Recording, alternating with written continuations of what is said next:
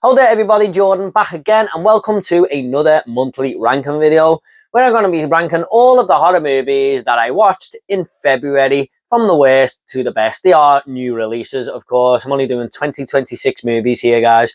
Now, these are UK release dates, so there's going to be one or two here that may have released a little bit later than the US, maybe even before, but I doubt it. And there's a big one in here that we got a week later, which went into February. So that's why I haven't included it in my January one. So just a heads up there, UK release dates. And this is just my list. If you like some movies that were better than others, you know, that's up to you. Please do let me know your rankings down below or some of the best movies you watched in February. And don't forget to check out my preview of March, which I'll leave in a link down below, guys. And I'll leave my 2026 horror movie reviews where I've reviewed quite a few of these films down in a link below. So let's get into it now. Got 9 movies to get into, and we start at 9th place.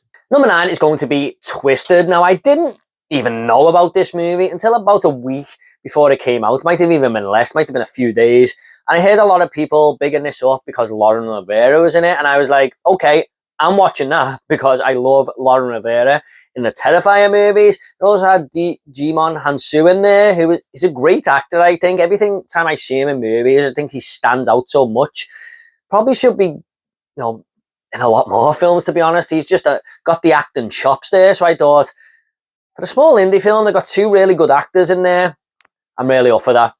And this sees Lauren Rivera and her girlfriend, who lease apartments out to people who are unsuspecting and don't realise that she doesn't actually own these apartments. It's all a scam. I was watching this film and I was like, I'm not really sure how they're getting away with this. It just seems so weird to me. I don't think it was fully explained properly, but that's not really the important thing. They do it to this very high-profile doctor, and things start to go down a very sinister path. This Jimon Hansu character, who is this high-profile doctor, has got some very dark secrets and has some very deep and, sinister intentions that what he's going to do with this girl in Lauren Rivera for basically scamming him. Now, a lot of people will watch this film and think Lauren Rivera's character probably deserves some of the stuff that she's going through here. I really like it when movies play on a character who is not perfect, and Lauren Rivera is definitely a criminal in this film, so she's definitely not your, goody two-shoes final girl or anything. But this movie, it just felt kind of boring to me, guys. I just thought it was very dull. It was fun to see Lauren Rivera do all these different accents because she's trying to scam all different people with these different wigs on and everything. But Jimon Hansu was really great as this, you can call him the villain in this movie because he is, but really the whole movie centers around villains. And I just felt like it was a very, there's a lot of torture stuff going on in here, guys, and it felt like a very light movie that just wasn't as interesting, to be honest. And when you finally feel the intentions and that the intentions of Jimon Hansu's character are revealed, I kind of thought it was going to be something like that anyway. So not too many surprises in store. Gotta admit, guys, I just thought this was a slog to get through. I didn't really enjoy it at all, to be honest. So Twisted, one of my least favourite movies of the year so far, sadly. And that is just such a shame with that stacked cast there. Next up, we have Night Patrol. I'd heard a lot of terrible things about this film, guys, and I gotta admit, I was enjoying it. And then it did start to dip a little bit in the middle there and just go downhill.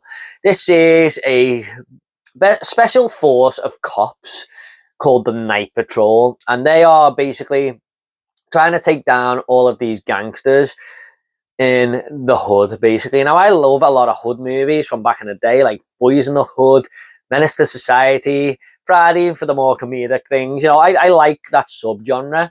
But I gotta admit, the dialogue in this movie was just way over the top. And it was just too much. It was really grating on me after a bit. This is like a 2-hour movie nearly. And it just felt like it was very, very forced. And it didn't really have cast members who felt like they were good actors because they're just forcing this dialogue so much. You got Justin Long in there who really wants to enter this police force, the Night Patrol, because his father was in it and his father was killed, and he wants to basically infiltrate it to find out the dark secrets that this Night Patrol hold. And they are, in fact, a group of vampires, believe it or not.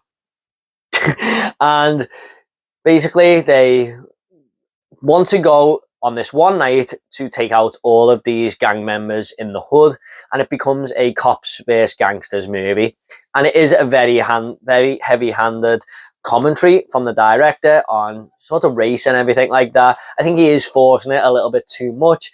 But if you're coming here for a big vampire film, I mean, it's not really that. There's not really any vampire action until the last 20 minutes, really. You got Justin Long. I don't know what the hell his character was doing in this movie, but towards the end, he's just running around the streets, taking people out, left, right, and centre, and it's just no real purpose for what his character is meant to be doing.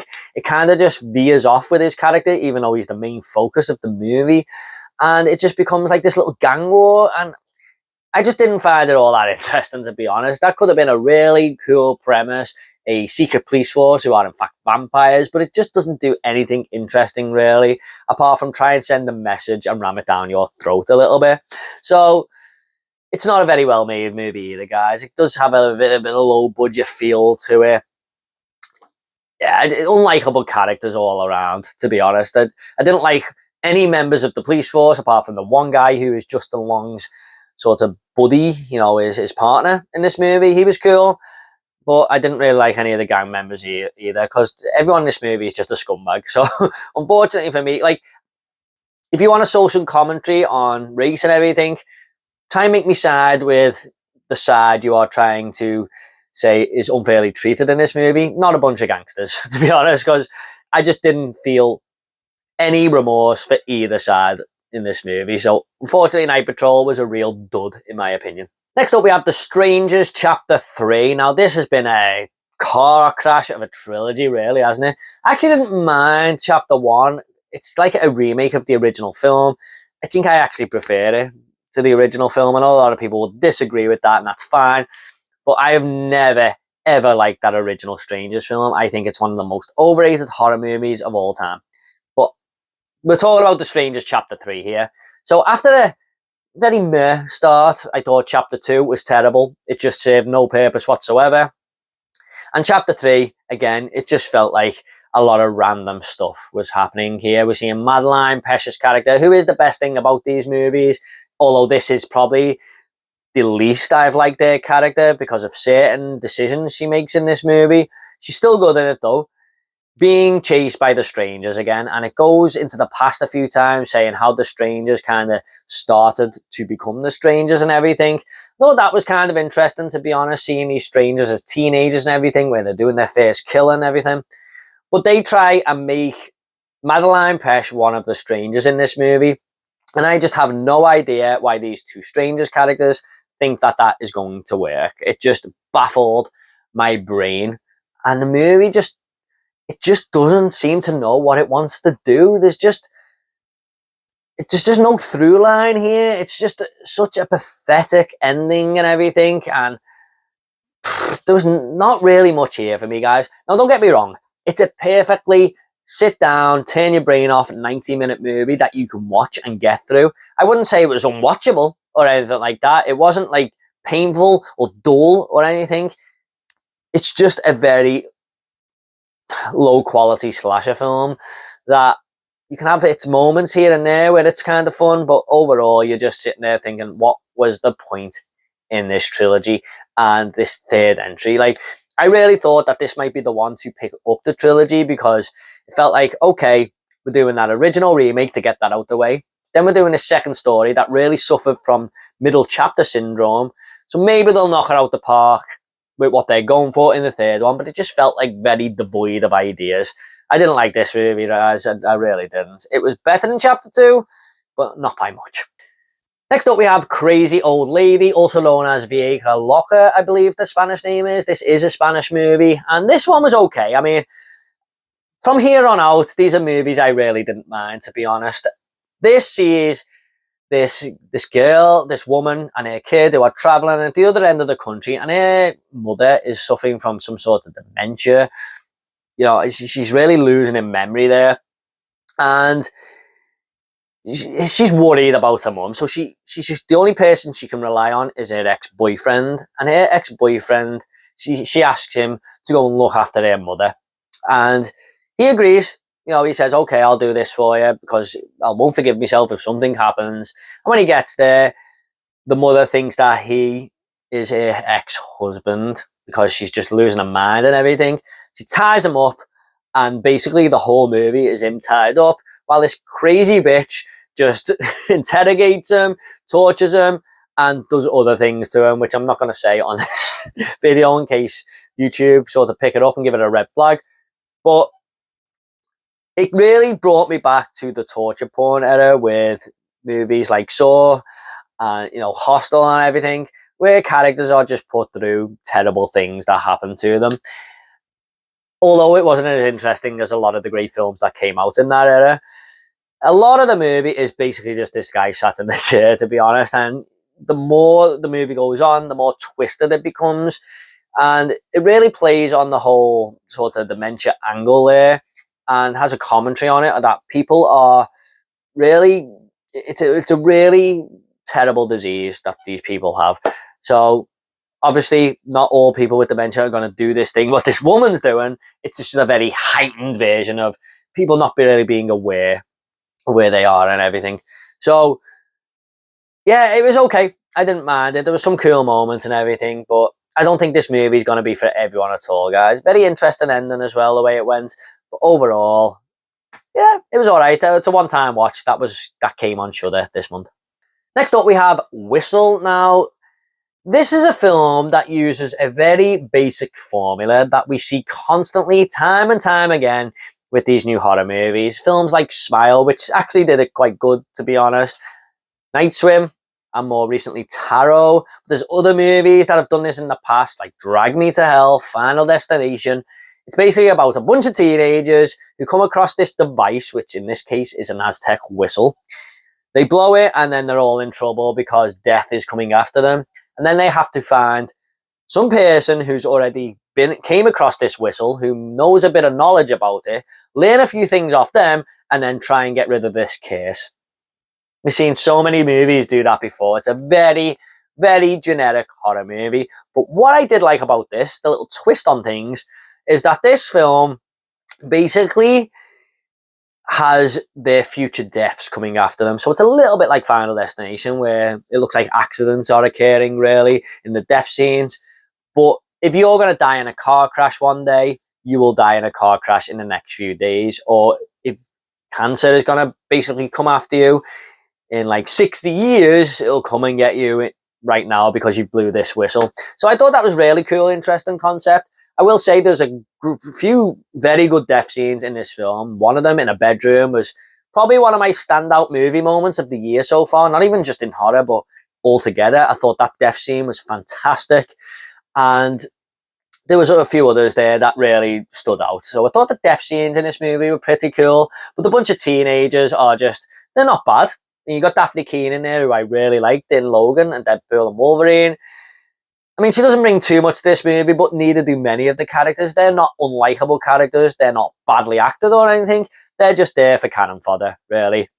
And there was a whole backstory going on with Daphne Keane's character that I tried to implement into the film, but I just didn't care, to be honest. I don't think it really went anywhere. And it was the most standard little backstory of why she has these troubles and everything that we've seen so many times before as well. So a very, very generic horror movie that you can have a little bit of fun with, to be honest. But it's a movie you've kind of seen before. So that is Whistle.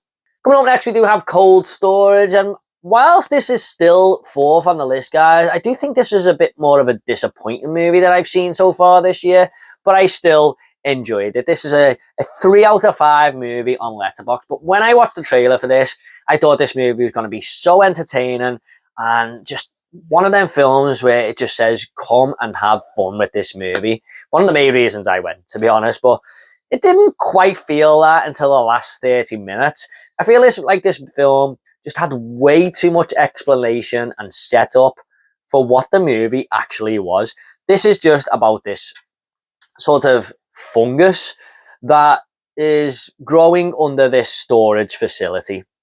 And once it takes over people, it basically takes over their mind, and these people will go to these certain areas and just explode in front of people. So the fungus goes all over these people and takes over them as well. And that's a really cool concept, but Why it took so long to get going, guys, I will never know. We do have a bunch of sort of bikers in this movie who come and try and rob the storage facility, and they are just basically used as cannon fodder. But that doesn't really happen until the third act either. But that is when the fun starts. We've got Joe Keery in here, who is my favourite character in Stranger Things, Steve Harrington, of course. And he brought a little bit of charm to the movie, but I thought he was going to do a little bit more because I thought he was excellent in Stranger Things and excellent in the movie Spree.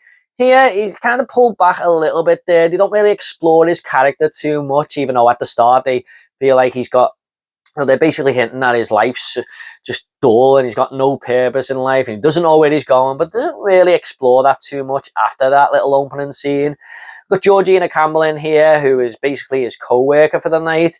And this is the first time they've met. I do think they had very good chemistry in here. There's a little bit of a romantic angle that I thought was quite believable, to be honest.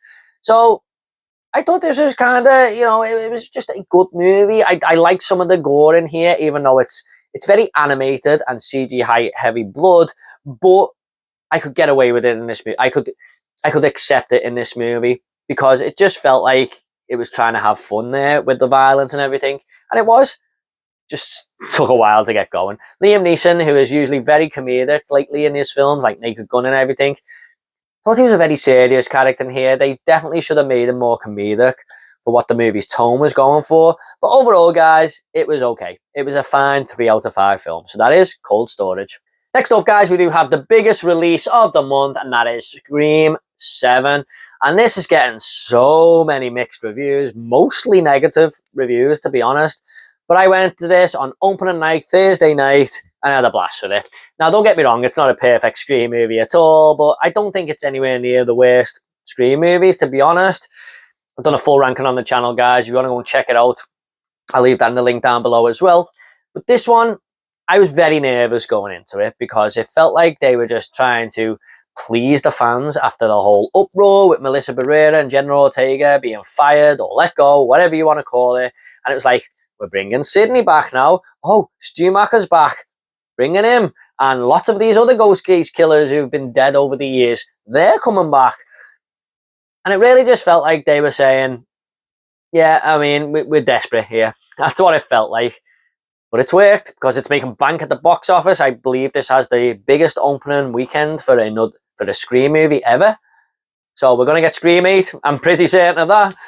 But I'm happy with that. I would definitely watch another Scream movie after watching this. I still think this has a very consistent franchise and there isn't a bad movie in it, in my opinion. Now, a lot of people will hate this movie. I agree. I get it. If you don't like it, that's fine. But for me, I had a real load of fun with it.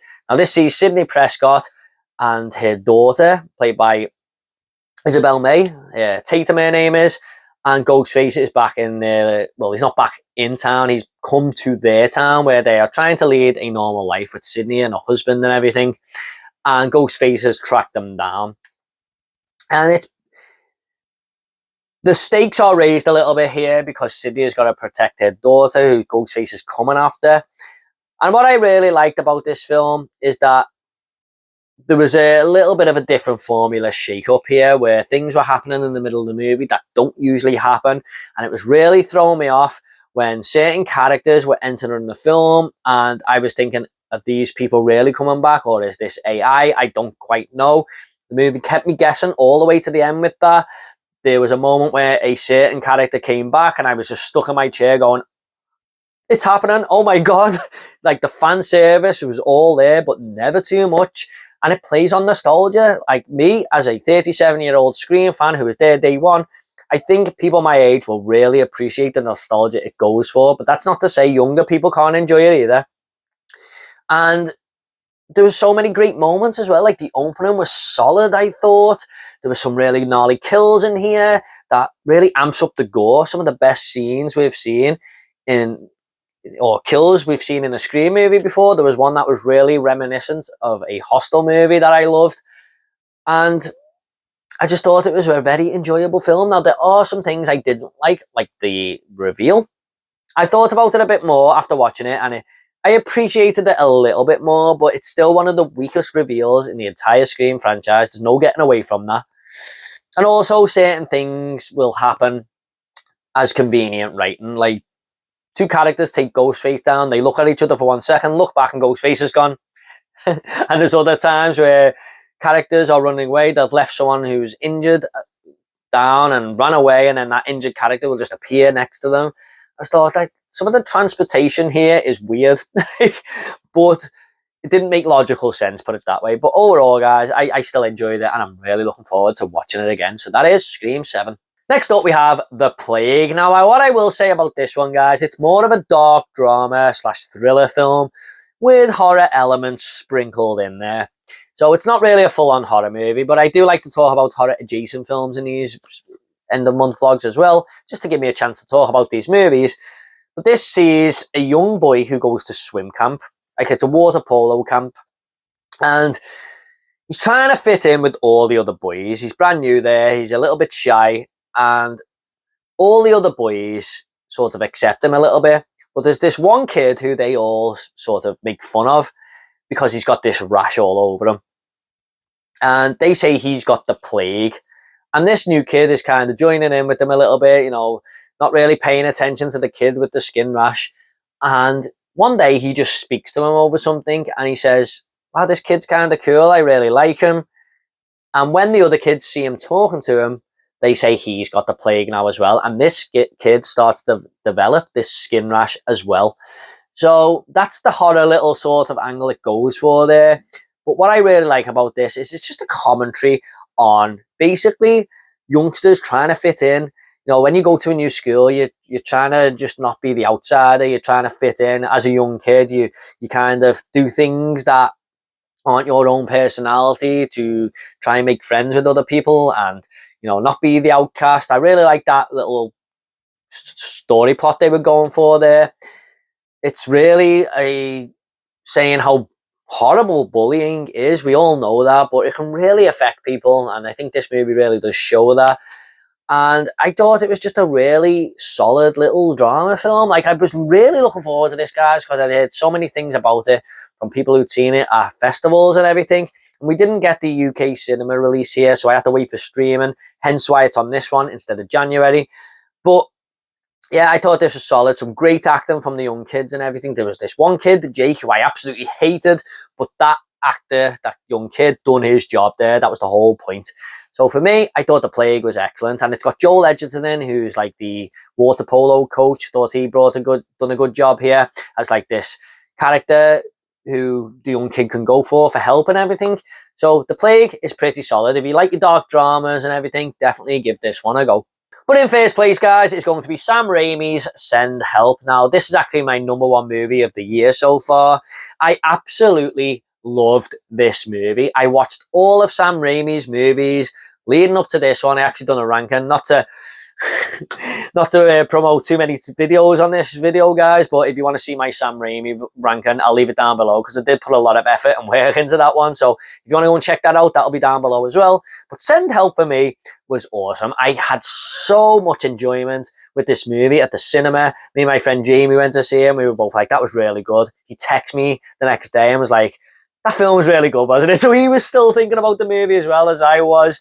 And you see, Rachel McAdams, who is this employee at this business that she has been trying to climb the ladder for a long time. And she's really set to become like the vice chairman, really.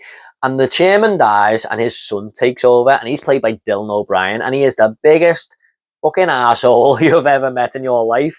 But you love to watch him in the movie because it's just such a heightened, horrible character that it's fun to watch. And Rachel McAdams is denied this job. And she thinks it's very unfair. She goes into his office and says, how dare you? And he goes, okay, come on this work trip with me. Show me that you've got the bollocks, because I'm really going to hire my other friend here who really wants the job, who doesn't deserve it. And when they are on this plane, it crash lands. And Dylan O'Brien and Rachel McAdams are the only survivors. And there's a real switcheroo on this island because Rachel McAdams is a fan of the show Survivor, and she is just thriving on this island. She is loving life here. She feels like she belongs here. And Dylan O'Brien is just trying his best to get off this island, and he's hating every single minute of it. And I really like the switcheroo where Rachel Adams kind of becomes the boss. There's some real fun moments where Rachel McAdams has got this little hut and she says, "Step into my office," to Dylan O'Brien because he's desperate for some food and everything after trying to make it on his own. Just fun little things like that. So I just thought it was a thoroughly entertaining survival film. And in the third act, this could have played out the way I thought it was going to play out and been a very good movie. But instead, this film takes some very sinister twists and turns along the way. And it just said, "We're subverting your expectations." And I thought, this is a movie that's got balls. This was a very brave move. And you know what? It paid off. I absolutely loved the direction it went and the whole ending. A fantastic film, guys. Look, if you do go and watch my Sam Raimi ranking, I'm not going to give any spoilers here, but this is very, very high on the list. This is one of my favourite Sam Raimi movies ever, from a director who has made 16 films, and I have not disliked any of them. So, it's just a consistent director that has knocked it out the park again. Rachel McAdams and Dylan O'Brien are absolutely phenomenal in this movie. I love Rachel McAdams. I'll probably watch anything she's in. If a new movie comes out, I'm going to see her because I love her. She is in my favourite comedy of all time, in Wedding Crashers. And ever since then, I've just loved the girl. So she's fantastic here as well. What a great actress. Dylan O'Brien. It's just so fun to watch him just being this total asshole. An absolutely stellar film. Definitely watch it, guys, when it comes to digital or 4K if you missed it at the cinema. So in number one is Send Help. And yes, this did come out in January in the US. We didn't get it here till the first week in February, unfortunately. Okay, guys, hope you all enjoyed this video. What did you think of these movies? Please do let me know in the comments down below. Don't forget to check out my other videos in that link. And please subscribe if horror is your sort of thing. And give this video a like. It really helped me out. Thanks so much, guys. You all take care. I'll see you in the next video.